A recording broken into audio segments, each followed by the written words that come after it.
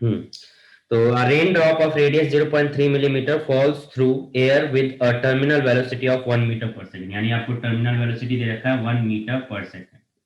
ठीक है ना। The viscosity of air is, viscosity given है, दैट इज यानी कोएफिशिएंट हो गया 18 into 10 raise to power -5 poise, -5 poise. Find the viscous force on the rain drop, viscous force निकालना है रेन ड्रॉप। तो ये आपको फोर्स निकालना है, कैसे कैलकुलेट करेंगे जल्दी से देखिए, आइडिया बताइए क्या आप करेंगे इसके लिए। Sir F is equal to 6 pi, वो क्या ईटा RV वाला फॉर्मूला। विस्कस फोर्स निकालना है तो स्टोक्स लॉ के according viscous force is equal to क्या होता है 6 pi eta R V. V आपको गिवन है, आर आपको गिवन है, ईटा आपको गिवन है, वैल्यू पुट करेंगे, सॉल्व कर लेंगे इजिली। तो आपका आंसर कुछ आना चाहिए, इसको वैल्यू सब कुछ पुट करने के बाद 1.018 into 1.018 into 10 raise to power -2 dyne. ठीक है, तो ये आपका आंसर आ जाएगा। क्लियर है। अब आंसर डाइन में क्यों आई है आप मेरे को बता सकते हैं, डाइन में क्यों आया, न्यूटन में क्यों नहीं आया।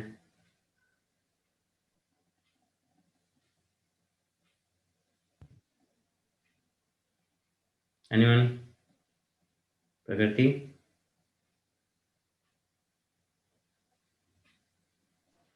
सर नहीं पता।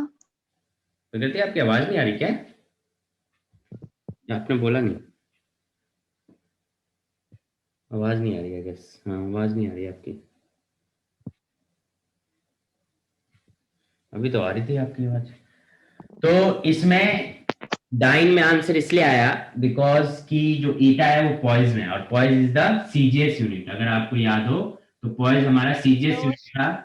एसआई यूनिट हमारा क्या था, डेका पॉइज, है ना, जो कि 10 इंटू मतलब 1 पॉइज होता है, डेका जो पॉइज था हमारा, तो ये है 10 टाइम्स हो गया। तो इसी तरीके से तो यहाँ पॉइंट सीजीएस है तो सबको सीजीएस में कन्वर्ट करना पड़ेगा, इसको सेंटीमीटर में कन्वर्ट करना पड़ेगा, इसको सेंटीमीटर पर सेकंड में कन्वर्ट करना पड़ेगा, देन आपका ये पूरा आंसर आपका डाइन में आया है, इसलिए आंसर डाइन में। ध्यान रखना जब सॉल्यूशन करोगे तो इसको सेंटीमीटर पर सेकंड में करोगे, इसको सेंटीमीटर में करोगे, मिलीमीटर से सेंटीमीटर में करोगे। क्लियर है सर आ रही आवाज? Yes sir. आ रही है प्रकृति, आ रही है, आ रही है। सर क्लियर है, ये बात समझ में आई Prakriti. Yes sir. Next question देखो, an iron ball of radius 0.3 centimetre, iron ball of radius 0. Iron ball of radius 0.3 centimetre, तो रेडियस दे रखा है 0.3 centimetre, falls through a column of oil of density, density given है, that is किसकी density given है, liquid की। ठीक है, तो लिक्विड की गिवन है दैट इज 0.94 ग्राम पर centimetre cube. It is found to attain a terminal velocity of, terminal velocity दे दिया 0.5 सेंटीमीटर पर second. Determine the viscosity of oil, viscosity निकालना है यानी कि ईटा निकालना है। Given that density of iron, iron का डेंसिटी दे रखा है उसका हम सिग्मा मान लेते हैं, दैट इज आयरन इज 7.8 ग्राम पर सेंटीमीटर क्यूब। ठीक है, तो कौन सा फॉर्मूला आप अप्लाई करोगे,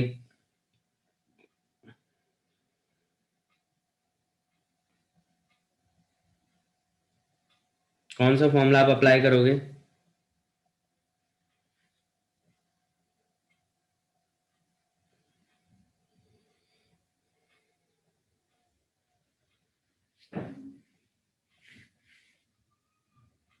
वीडियो पॉज हो गई, तो पॉज हो गई। हेलो प्रकृति, आपको भी नहीं आ रही आवाज। हाँ सर। सर अब आ गई आ गई। आ गई, अच्छा, तो मैं कह रहा हूँ कौन सा फॉर्मूला आप अप्लाई करोगे।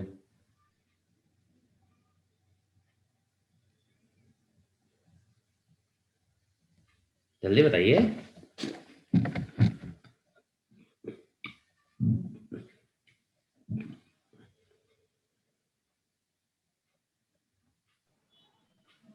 Sir v is equal to 2/9 r square g, वो वाला। तो टर्मिनल वेलोसिटी वाला फॉर्मूला यहाँ अप्लाई करेंगे, v is equal to 2/9 eta sigma, यानी कि आर स्क्वायर।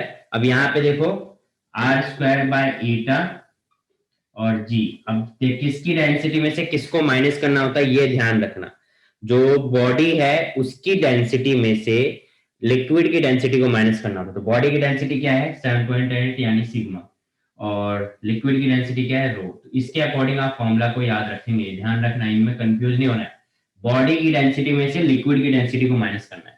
तो आपको क्या निकालना था ईटा, तो वी आपको गिवन है, आर आपको गिवन है, जी आपको पता ही है 9.8। तो यहाँ क्या लेंगे, क्योंकि सारी सीजीएस यूनिट में है तो जी की वैल्यू 9 सीजीएस वैल्यू में क्या होती है, जी की वैल्यू इन सीजीएस यूनिट क्या होती है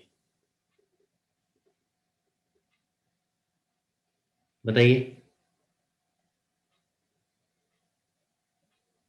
980, ठीक है, 980 और 9.8 होती है एसआई यूनिट में, यानी कि मीटर पर सेकंड स्क्वायर में। याद रखो ये सब चीजें, ठीक है। तो जी की वैल्यू सीजीएस यूनिट में क्या ले लोगे आप, यहाँ पे जी की वैल्यू ले लोगे 980 सेंटीमीटर पर सेकंड स्क्वायर। तो जी की वैल्यू पुट कर दोगे, सिग्मा आपको पता है, रो आपको पता है, ईटा की वैल्यू आपको कैलकुलेट करनी। तो ईटा इज इक्वल टू क्या हो जाएगा 2/9 R square by V into G sigma minus rho. तो सॉल्व करने पे कितना आना चाहिए, ये सॉल्व करने पे आपका आना चाहिए 268.9 पॉइंट्स। क्लियर है yes sir. Pragati? Yes sir. तो ये दो क्वेश्चन हुए, एक और क्वेश्चन कर लेते हैं थोड़ा कॉन्सेप्चुअल। देखो क्या कहता है question, 8 rain drop of radius 1 millimetre, यानी कि 8 रेन ड्रॉप्स हैं जिनका रेडियस जो है 1 मिलीमीटर। इसको नोट कर रहे हो या अलग कर दूं? तो कर लिया। कर दूं, यशस्वी कर दूं? कर लिया सर। कर देता हूं। हाँ सर।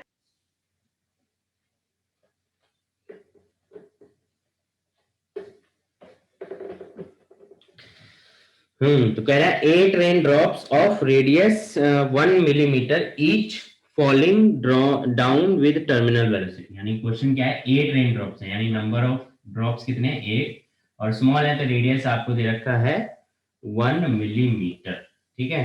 एंड टर्मिनल वेलोसिटी जो गिवन है वो दे रखी है 5 सेंटीमीटर पर सेकेंड, ये आपको गिवन है टर्मिनल वेलोसिटी। तो सीजीएस यूनिट में ही है, तो आप सीजीएस यूनिट में देख लेंगे सारी वैल्यूज। उसके बाद क्या बोल रहा है, coalesce to form a bigger drop, यानी कि मिलकर एक बड़ा ड्रॉप बना रहे हैं, ठीक है। यानी कि कैपिटल आर होगा कुछ इसका, है ना, बड़ा ड्रॉप बना दिया। Find the terminal velocity of the bigger drop, तो जो बिगर ड्रॉप है उसका टर्मिनल वेलोसिटी निकालना है, यानी वी डैश निकालना है। कैसे करेंगे आप बताइए, कुछ हिंट कुछ आइडिया आप बता सकते हैं आ सके मेरे को?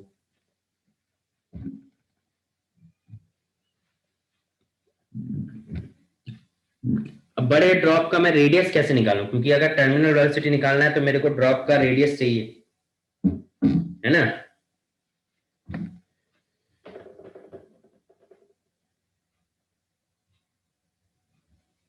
सर क्वेश्चन दोबारा समझा दो। रेन ड्रॉप्स हैं, ठीक है, 8 रेन ड्रॉप्स हैं छोटे छोटे, इस तरीके से 2 2 4 2 6 और 2 8। तो इन सबका रेडियस आपको गिवन दे रखा है, और ये नीचे आ रही है इस टर्मिनल वेलोसिटी से। नंबर ऑफ रेन ड्रॉप्स कितने 8, ये सारे ही मिलके क्या हो गया, एक बड़ा ड्रॉप बन गया। ये मिलके क्या बन गया, एक बड़ा ड्रॉप। अब मिलने के बाद जो ये बड़ा ड्रॉप बना है इसकी एक टर्मिनल वेलोसिटी है, तो इस टर्मिनल वेलोसिटी को कैलकुलेट करना है।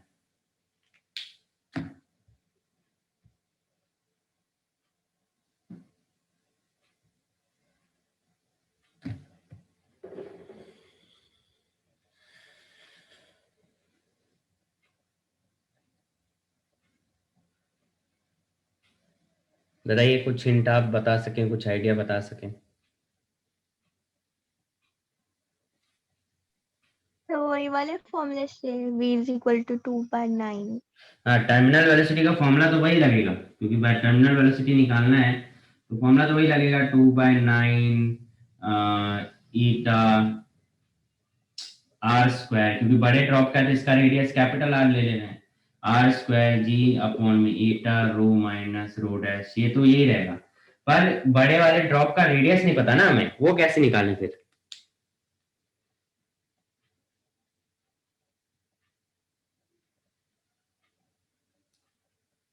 अरे चलो, इनको सबको मिला के, इन 8 ड्रॉप्स को मिला के इस बड़े ड्रॉप के बराबर है, तो कौन सी प्रॉपर्टी इन दोनों की सेम हो सकती है। बताइए, कौन सी प्रॉपर्टी आप कह सकते हो कि इन दोनों का सेम होगा, इनका मिला के और इनका।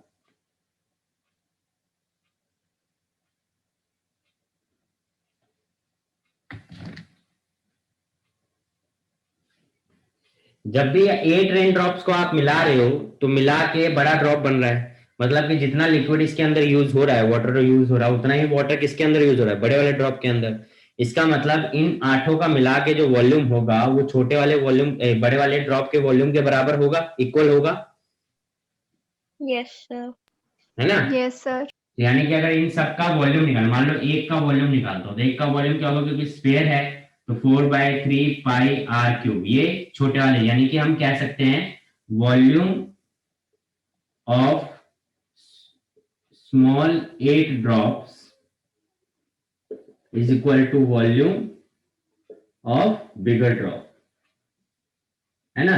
ये कहा जा सकता है। फॉर्मूले के अकॉर्डिंग आप कहोगे कि 8 इंटू 4/3 पाई आर क्यूब, और वॉल्यूम ऑफ बिगर ड्रॉप क्या हो जाएगा, 4/3 पाई आर क्यूब, है ना। ये आप कह सकते हो। तो 4/3 से ये कैंसिल हो गया, पाई से पाई, तो R cube, R capital R की वैल्यू निकालनी, तो कैपिटल आर क्या होगा, √3 8 आर का क्यूब, तो ये कितना हो जाएगा 2r, यानी कि कैपिटल आर किसके बराबर हुआ, डबल आर के, कह सकते हो, yes sir.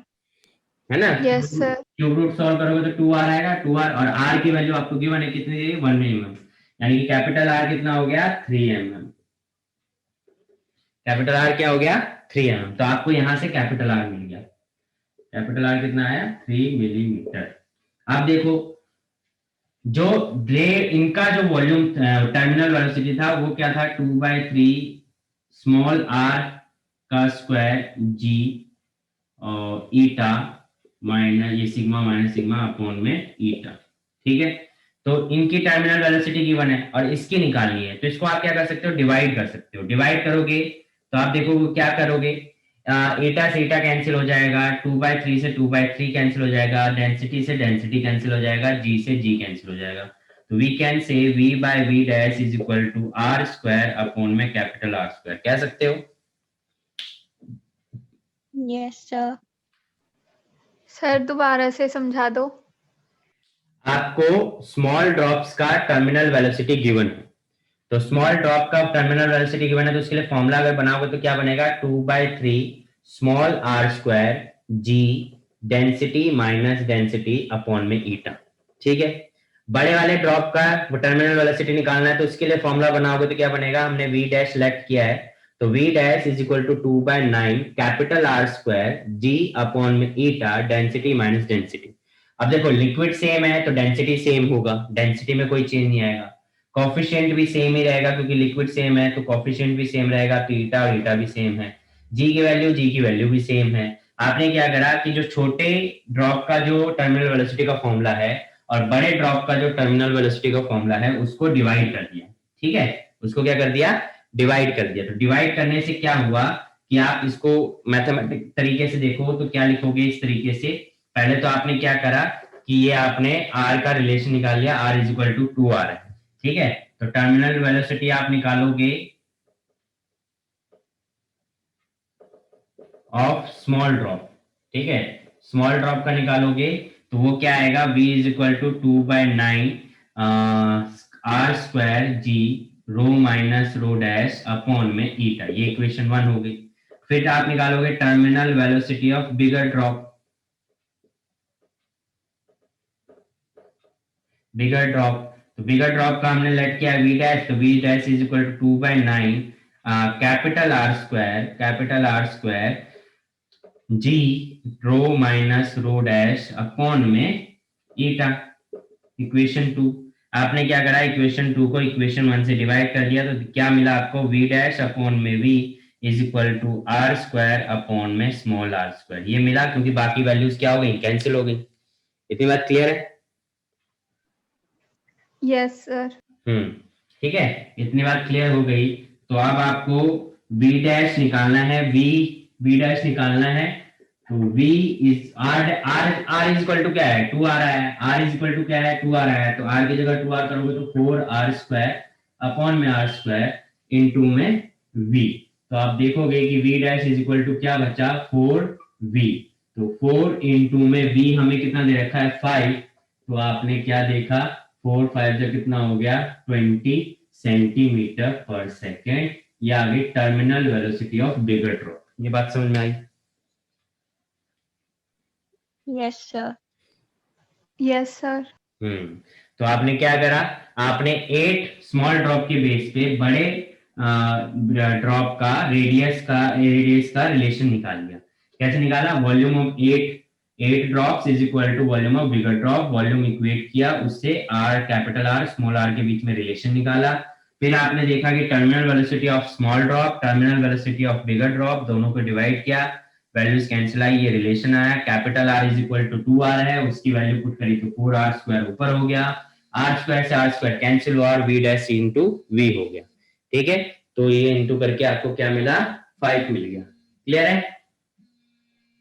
Yes sir. Yes sir. तो इसको आप नोट कर सकते हो अगर करना चाहते हो, या फिर अब कर दूं? सर करना है। करो करो, यहां से शुरू करना, पहले ये, फिर वो, और स्टार्टिंग में पहले गिवन वैल्यूज, फिर ये क्वेश्चन रिपीट। क्वेश्चन वैसे पीडीएफ में है, आप लोग अगर पीडीएफ खोल के देखोगे तो पीडीएफ में ये क्वेश्चन है। सर आपने आर को इज इक्वल टू 3 mm क्यों लिया है? क्योंकि स्मॉल आर की वैल्यू दे रखी है ना मैं।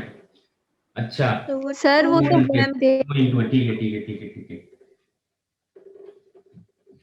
2 हो जाएगा। वैसे इसकी जरूरत है नहीं, तो इसको हटा ही दो, जरूरत नहीं है, क्योंकि आर का कैपिटल आर का स्मॉल आर का रिलेशन निकल गया, तो जरूरत नहीं है। yes, sir. हम्म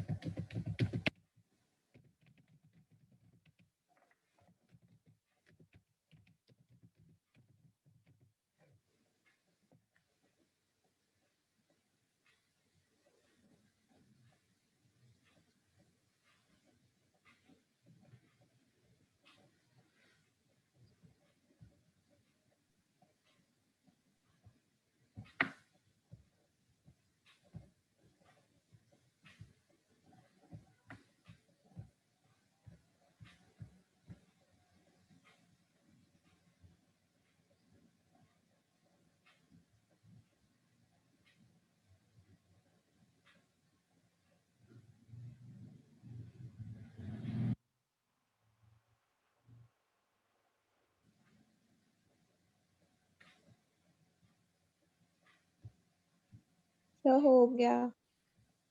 प्रकृति, सर मैं कर रही हूँ अब। अच्छा प्रकृति का हो गया। ओहो, तुम लोगों की आवाजें सेम सी है ना।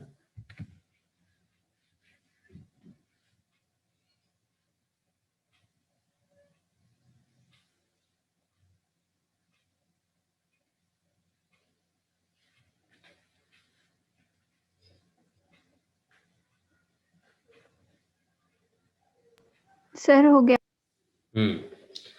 तो ये था टर्मिनल वेलोसिटी के ऊपर क्वेश्चन। ऐसे क्वेश्चंस और आप कर सकते हो पीडीएफ में से। नेक्स्ट टॉपिक है हमारा स्ट्रीमलाइन एंड टर्बुलेंट फ्लो। तो पहला लिखेंगे streamline flow. What is streamline flow?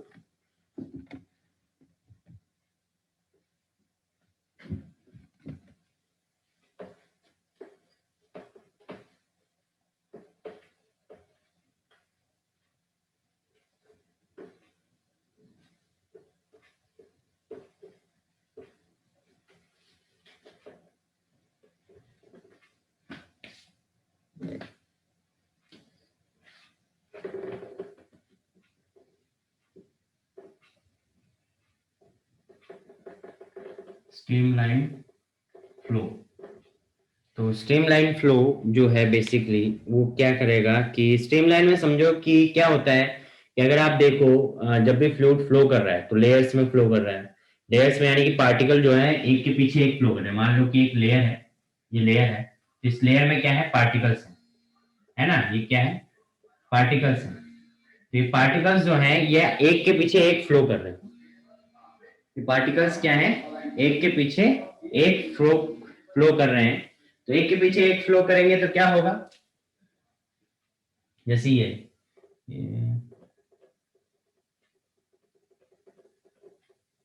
एक के पीछे एक फ्लो कर रहे हैं। ऐसा नहीं है कि ये लाइन चल रही है तो एक पार्टिकल इधर चला गया, ये इधर चला गया, ऐसा नहीं हो रहा। एक के पीछे एक फ्लो कर रहे हैं, यानी कि स्ट्रीमलाइन फ्लो में एक पार्टिकल अपने प्रीवियस पार्टिकल की पीछे पीछे फ्लो करता है, यानी उसको पाथ को फॉलो करता है, यानी कि उसके आगे वाला जो पार्टिकल जहां जाएगा वो पार्टिकल भी उसी तरफ जाएगा। दूसरा, उस पार्टिकल का उस पर्टिकुलर पॉइंट में जो प्रीवियस वाली की वेलोसिटी होगी वही उसकी भी वेलोसिटी होगी। लाइक मान लीजिए ए वेलोसिटी, ए पार्टिकल है और ये बी पार्टिकल है। तो बी पार्टिकल की इस पॉइंट पे 5 मीटर पर सेकेंड स्पीड थी, तो ए वाला पार्टिकल जब इस पॉइंट पे आएगा तो उसकी भी क्या होगी? 5 मीटर पर सेकेंड होगी। और उसके पीछे वाला जब इस पॉइंट पे आएगा तो उसकी भी क्या होगी? 5 मीटर पर सेकेंड होगी। यानी कि जो पार्टिकल है वो अपने प्रीवियस पार्टिकल के पाथ को फॉलो कर रहा है और उसकी वेलोसिटी को भी फॉलो कर रहा है। ये बात समझ में आई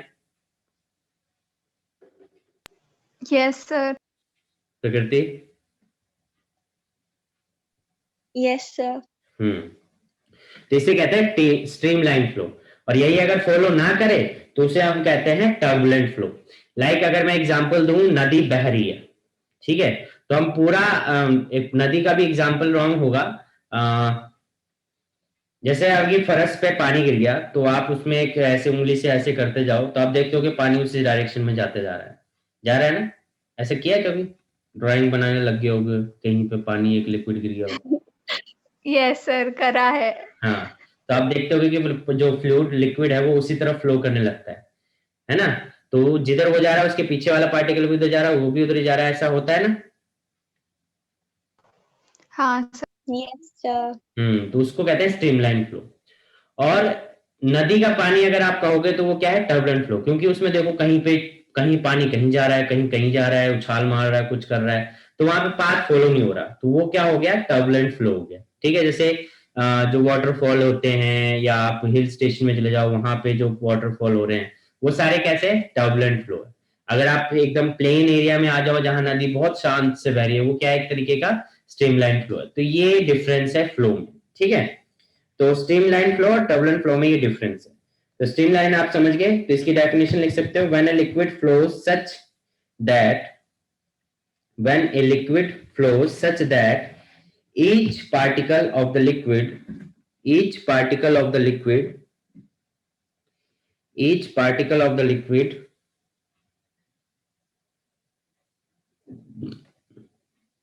passing a given point each particle of the liquid passing a given point moves along the same path moves along the same path and has the same velocity and has the same velocity and has same velocity as its predecessor, as it predecessor, predecessor,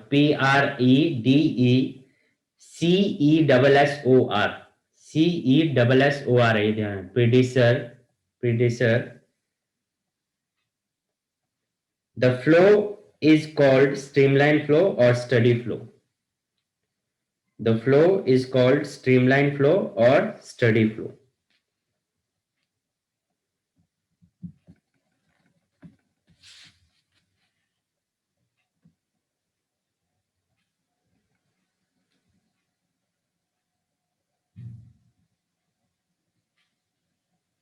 ठीक है, तो यहां पे एक term आपको देखने को मिलेगी, क्रिटिकल वेलोसिटी. Critical velocity. अब क्रिटिकल वेलोसिटी क्या है? Critical velocity is the maximum limit of streamline flow. यानी कि ये वो वेलोसिटी है कि जहां तक अगर फ्लो चल रहा है तो वो स्ट्रीमलाइन कहलाएगा, बट अगर इसके बियॉन्ड हो गया तो उसे हम टर्बुलेंट फ्लो कह देंगे. क्लियर है? यस यस तो ये हो गया, इसको डेफिनेशन आप देख लेना. उसके बाद आता है टर्बुलेंट फ्लो, इसका अपोजिट हो जाएगा टर्बुलेंट फ्लो. नेक्स्ट टॉपिक आप लिख लो, टर्बुलेंट फ्लो.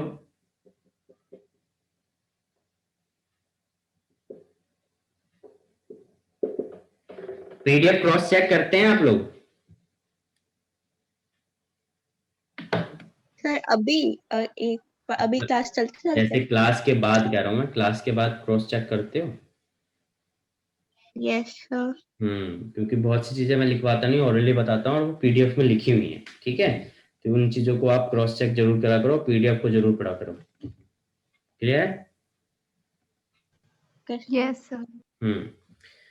उसके बाद हो गया टर्बुलेंट फ्लो. आप समझ गए कि अगर स्ट्रीमलाइन एक वेलोसिटी तक अगर फ्लो कर रहा है तो वो स्ट्रीमलाइन फ्लो है.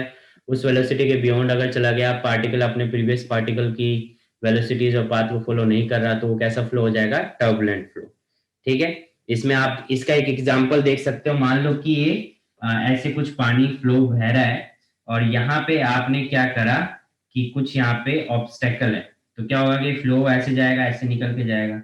ये ऐसे निकलेगा तो ऐसे घूम जाएगा, ऐसे घूम जाएगा, ये ऐसे घूम जाएगा. कभी देखा ऐसा होते हुए? नोटिस किया हो?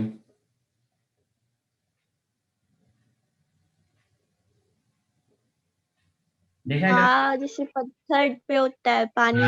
पानी में जो पत्थर होते हैं, पत्थर के पास होता है. अगर आपने नदी में देखा हो या फिर हिल स्टेशन घूमने गए हो तो वहां देखा होगा कि पत्थर के पास ऐसे घूमने लगता है पानी, है ना? Yes sir. हाँ, तो यहाँ देखो कुछ पानी आगे चला गया पर कुछ पानी यहाँ घूम गया. ये क्या हो गया? एक तरीके का टर्बुलेंट फ्लो हो गया. नदी के पानी को इसलिए हम टर्बुलेंट फ्लो कहते हैं. ठीक है. Yes sir. उसके बाद आती है प्रॉपर्टीज ऑफ स्ट्रीमलाइन फ्लो. ये आप पीडीएफ से ही देखेंगे, टॉपिक डाल लो, properties of streamline flow.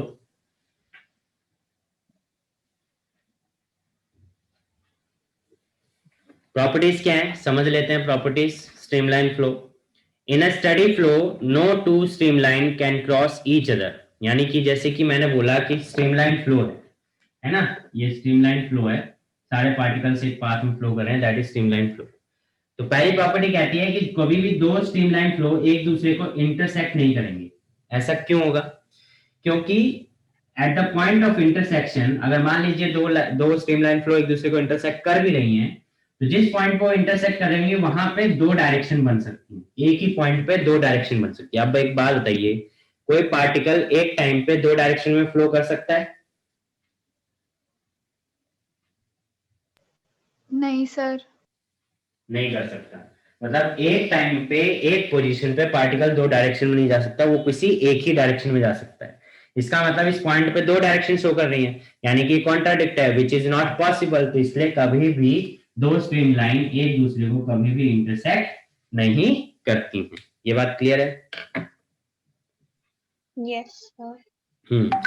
The tangent at any point on the streamline gives the direction of velocity of fluid particle at that point.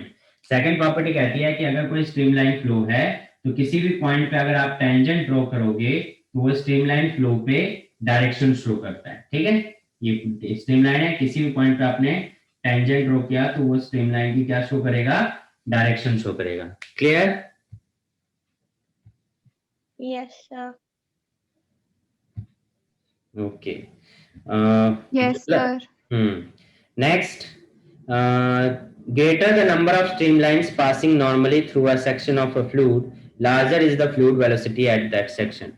यानी जितना ज्यादा, मान लो ये क्रॉस सेक्शन है, मतलब ये एक एरिया है जहां से फ्लो हो रहा है, तो अगर यहाँ पे नंबर ऑफ स्ट्रीमलाइन ज्यादा होंगी तो वेलोसिटी इसकी ज्यादा होगी। वही क्रॉस सेक्शन में अगर नंबर ऑफ स्ट्रीमलाइन कम होंगी तो इसकी वेलोसिटी क्या होगी, कम होगी। यानी कि अगर ज्यादा स्ट्रीमलाइन फ्लो कर रही है वही सेम एरिया से कम एरिया में, तो वेलोसिटी इंक्रीज हो जाएगी, और अगर ज्यादा एरिया में कम स्ट्रीमलाइन फ्लो कर रही है तो वेलोसिटी डिक्रीज हो जाएगी। ये बात समझ में आई?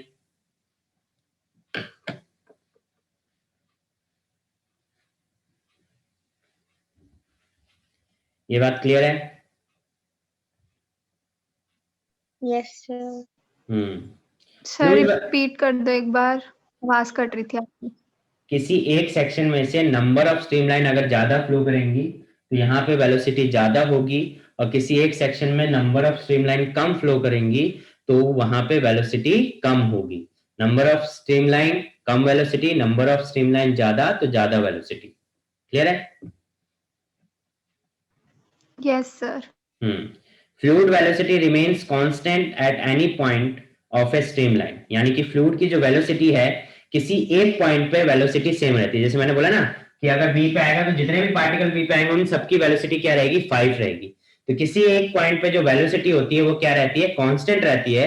अगले पॉइंट पे जाके भले ही वेलोसिटी चेंज हो जाए, बट उस पर्टिकुलर पॉइंट पे जो वेलोसिटी होगी वो क्या होगी, कांस्टेंट रहेगी, उतनी ही रहेगी। ये बात क्लियर है? Yes, sir. Yes sir.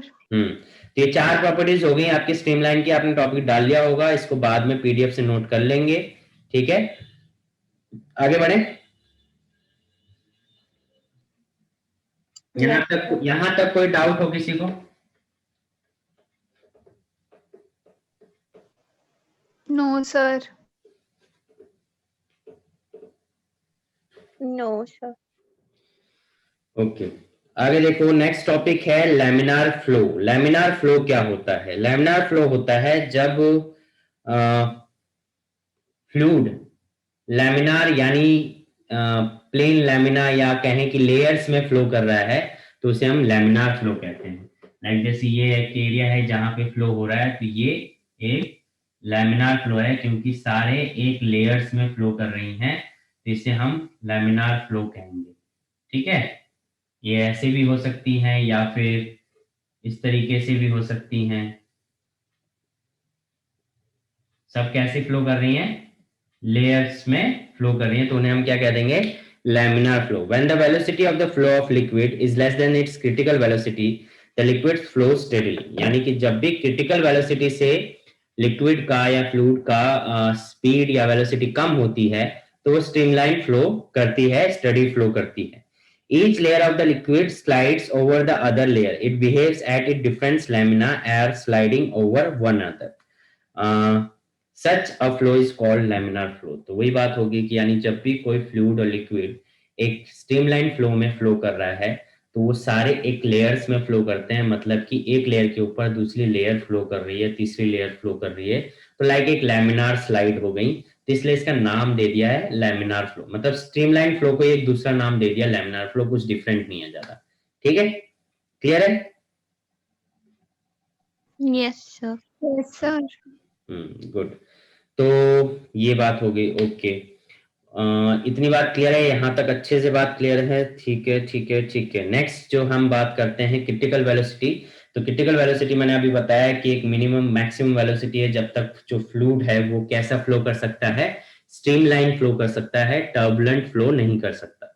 So critical velocity एक अलग से टॉपिक आपने लिख लिया है, critical velocity.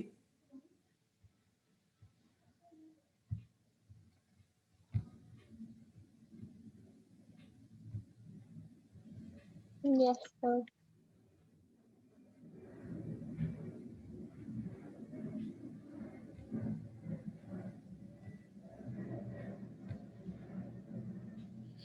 Okay, the critical velocity, the critical velocity of liquid is that limiting value of its velocity of flow up to which the flow is streamlined. Oh, yes,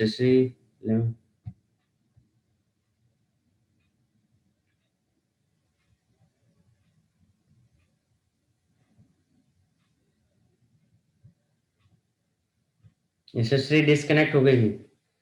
वैसे भी class disconnect होने वाली, मैं री host कर रहा हूँ, आप रिकनेक्ट कर लो। क्लास को रिकनेक्ट कर लो, मैं री होस्ट कर रहा हूँ। सर एक बार डेफिनेशन रिपीट कर दो।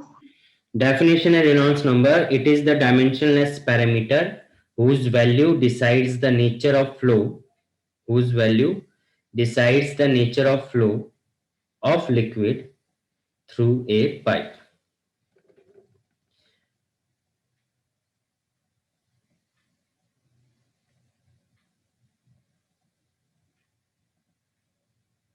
Through a pipe. ठीक है। अगर रेनॉल्ड्स नंबर 0 से 2000 रहेगा तो स्ट्रीमलाइन फ्लो होगा। ठीक है। अगर रेनॉल्ड्स नंबर ग्रेटर देन 3000 होगा तो टर्बुलेंट फ्लो। और अगर 2000 से 3000 के बीच में होगा तो ऐसे में वो इन बिटवीन होगा, स्ट्रीमलाइन या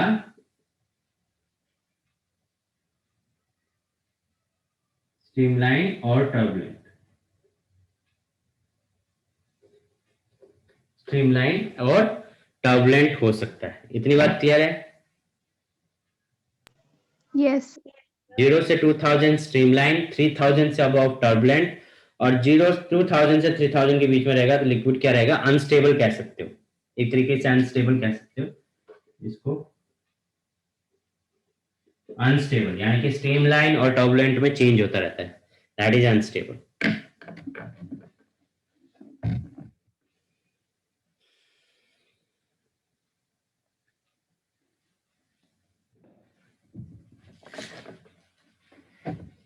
क्लियर है? Yes sir. यहां तक कोई डाउट है तो बताइए, कोई भी डाउट हो? No sir. कोई डाउट नहीं है? बड़े अच्छे बच्चे हो रहे यार तुम तो।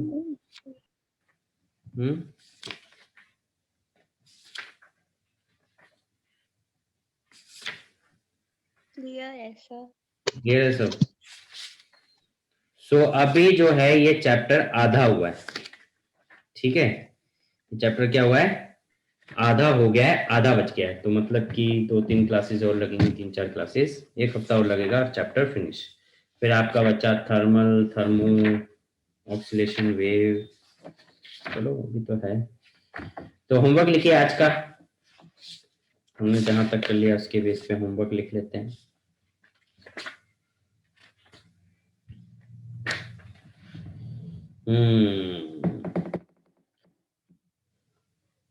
लास्ट क्लास में कुछ होमवर्क दिया था मैंने?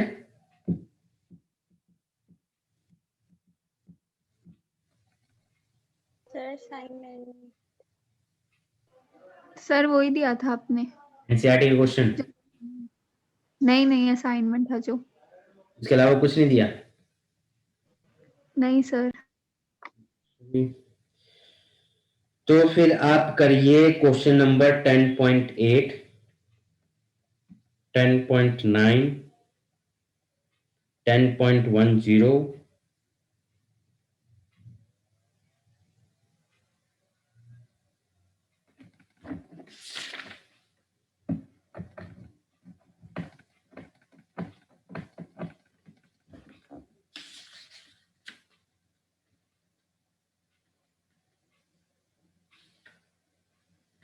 10.24, 10.26,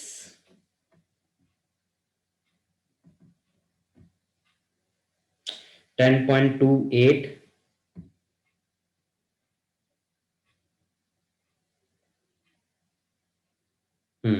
बस ये क्वेश्चन हो गया। 10.28 हो गया, 10.26 हो गया, और 10.24, 10 पॉइंट और कौन सा बोला, 10.10 एंड 10.9, 10.8। ये क्वेश्चंस आपके आज के होमवर्क के लिए, नेक्स्ट क्लास में ये न्यूमेरिकल सॉल्व होना चाहिए। क्लियर है? Yes sir. Yes sir.